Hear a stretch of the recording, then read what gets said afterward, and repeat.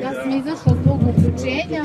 Trenutno ušlo je 10, da kažem, njegovih partijskih kolega. Malo pre sam rekla, oni su juče održali sastanak.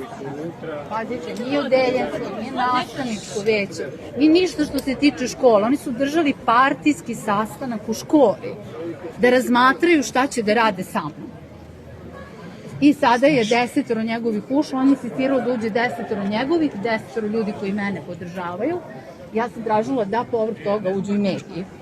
Tačnije tražila sam prvo da bude 15 zbog, da kažem, linča, jer ovo meni liči na linč. Trenutno izlažu ljudi koji imaju nešto da kažu o meni i u mom radu, pretpostavljam da će se javiti i njihovi. Eto, to je ono što mogu da vam kažem. I moja pretpostavka je, sudeći po svemu onome što se do sada dešavalo, da će mi uslediti otkaz. I to za vreme odmora, kad se sve onako primiri, kad se ljudi raziđu. Pa ja se borim i borit ću se, tu su moji maturanti, tu je mnogo mojih bivših đaka i mojih poznanika i mnogo vam hvala.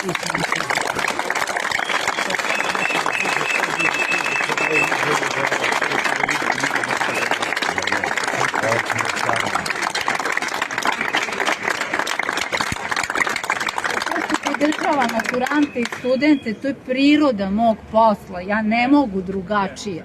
I ne znam šta je tu nelogično i ne vidim šta je tu loše.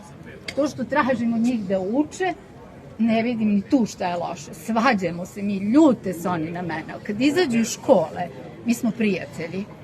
Bravo, tako je. Čast.